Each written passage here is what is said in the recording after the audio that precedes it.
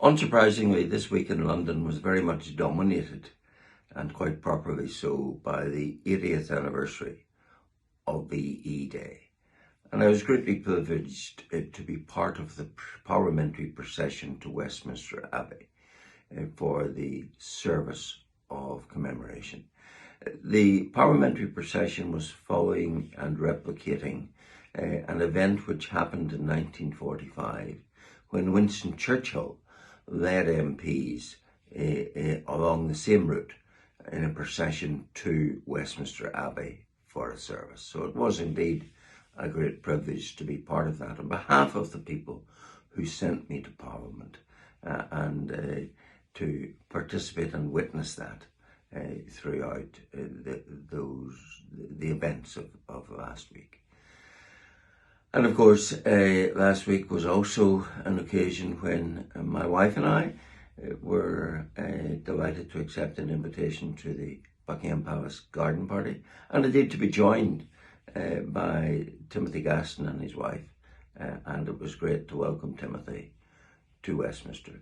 There was also time for work, of course, and in the chamber I engaged very much on something that cuts to the very heart of the protocol. The government announced, this week they announced 2 trade deals. The first one was with India, and I was able to draw out with the trade minister the sad reality that when it comes to imports from India or now from the United States to Northern Ireland, unlike the rest of the United Kingdom, where there will be the benefits of that trade deal in terms of reduced tariffs, in Northern Ireland, any imports from those countries with which trade deals are done will fall under EU tariffs. And of course, the EU, for example, does not have a trade deal with India nor with the United States.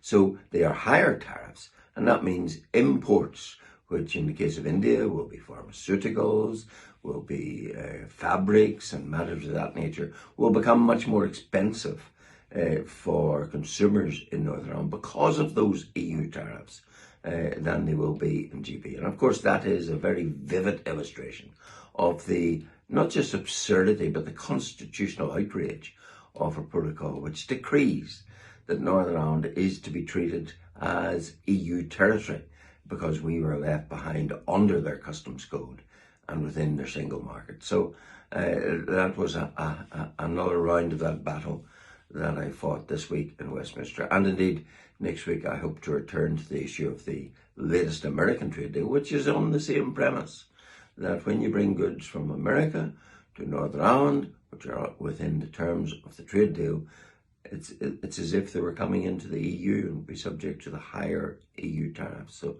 much to do in that regard. Meanwhile, back home, Emma Little Pengelly, the unelected Deputy First Minister, was trying to defend the indefensible in terms of her office's appointment of a divergence officer or officers in respect of Northern Ireland and its trade relationship with the rest of the United Kingdom. A very emphatic underscoring of just how much we have been edged out of the UK. But in the most disingenuous manners imaginable, there was an attempt to defend that indefensible position. But with TUV, you know where you stand.